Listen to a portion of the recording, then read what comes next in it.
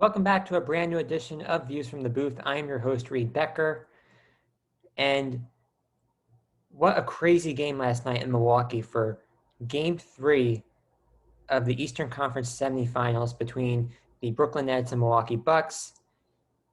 So Milwaukee gets out of there barely with a win, 86-83, which now cuts the Brooklyn series lead to 2-1. In this game, this was an old style kind of back in the day kind of game that was played.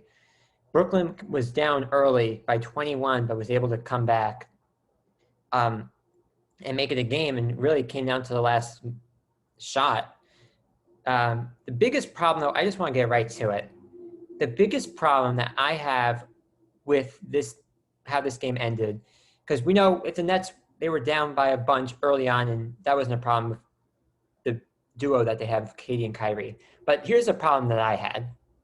Late in the game, Bruce Brown, now granted, we understand Bruce Brown had a really good game yesterday. Bruce Brown finishing with 16 points. But late in the game, in crunch time, when you need a basket, why was the ball not in either Kyrie Irving or Kevin Durant's hands? I prefer it to be in KD's hands any time of the day. But for Bruce Brown to take it himself to the basket with a contested layup, are you kidding me? Bruce Brown, and there's a couple things I blame with this. First of all, Bruce Brown has no right to be the hero, to play hero ball in that situation. On top of that, I blame Steve Nash.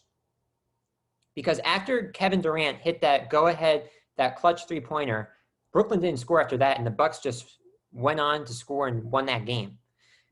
Steve Nash, first of all, I would have just benched Bruce Brown at that point. There was no need to have him in there. And that in that situation in crunch time. And by the way, there were a bunch of times he just flat out missed those layups, but I'm looking specifically at the end where he missed it completely, and the Bucks got the rebound, and Brooklyn had the foul. But on that play, when they inbounded it and it was a loose ball, the Nets still had a timeout left. Why wasn't Steve Nash calling a timeout?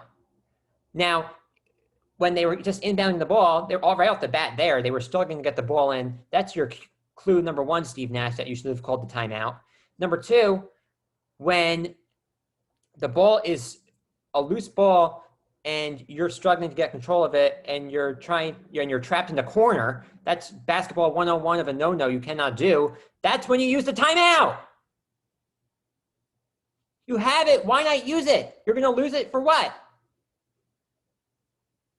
So I blame both Bruce Brown and specifically Steve Nash. Bad play calling and bad clock management. You need to use that timeout. And you need to get a better play because that ball needs to be in Kevin Durant's hands 10 times out of 10. There is no excuse for, I don't care if he wasn't open. You're the coach. You have a timeout. You need to set up a play, which is why you should have used it too, the timeout, and get the ball in KD's hands. He was money in that second half, into that fourth quarter. We understand he struggled, but he's still Kevin Durant. Now, that to me, that just threw me off. That was unbelievable. Awful, awful, awful, awful play calling and lack of substitution with taking him out. Because honestly, I understand he had a good game, Bruce Brown, but he had no business being there that late in the game. No business. Now, looking ahead, I just want to quickly, before I give my prediction for the rest of this series, because I know there was a lot of talk coming into Game 3 last night about the legacy being on the line for Giannis if he was to go down 3-0. Now, he won the game. Congratulations. But to me, with all this legacy talk, Giannis didn't prove anything to me. I mean, first of all, we have that whole story about Jay Williams saying about him being on Giannis's level and KD shutting that down. To me, even on an off night for KD in that first half, I understand. I mean, Giannis was still a little points ahead in that game, box score-wise, but Durant is on a completely different level than Giannis is. Kevin Durant still finished with 30. We understand Giannis had 33. and that's his game. But the problem with Giannis here, and this is why he didn't prove anything to me, he can't shoot from the outside, specifically from three ball. So if I'm not mistaken, there was only one three-pointer that whole game that he made. And you can't win in the playoffs like that. I understand Giannis is a great player. And first of all, I mean, a defensive player of the year, I mean, that's a little suspect looking at that now. But also, a regular season player, a great regular season player. That's correct. But in the playoffs, his style of play does not work because his style of play in the playoffs is getting exposed. I mean, for crying out loud, Giannis and Chris Middleton combining for 68 points, that was basically Milwaukee's only offense last night.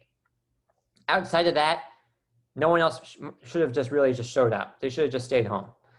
But Giannis specifically, he can't shoot from the outside, specifically from downtown. That is going to get exposed in the playoffs.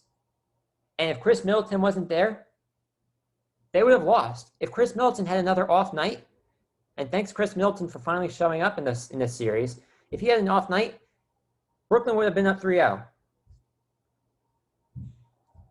The point I'm trying to make is Giannis' style of play still is not going to work in the playoffs. He is still, to me, not a number one option on this championship contending team. And that, even if they get past Brooklyn, is going to be what holds Milwaukee back for a championship.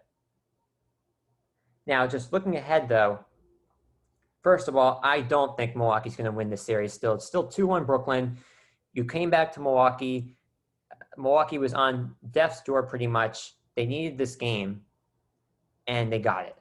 That's great. This is kind of similar to what happened with the Nets in round one versus Boston. Boston took game 3, and then Brooklyn ended them in 5. But I don't see this going for a Milwaukee series win. First of all, as I mentioned, Kevin Durant had an off first half, not himself. And I just don't see, like KD, he finished shooting 11 from 28 from the floor. But I don't see, and by the way, look at Kyrie Irving as well, his numbers. He still finished with 22, and Kyrie Irving finished 9 of 22 from the floor. Like, that's not going to happen again. The Brooklyn Nets with that duo is not going to happen. Oh, by the way, they were without James Harden. And by the way, they only lost by 3. Oh, by the way, Kevin Durant had a really good look, and really, when it left his hands, you could have made an argument. You thought it looked good. It was going to go in, and it just went off the back iron.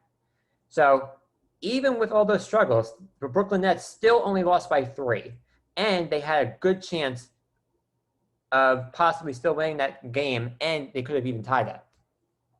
So, or taking the lead rather. So with that shot. So I still think Brooklyn's going to win this series. I don't think they're losing on their home court to this team.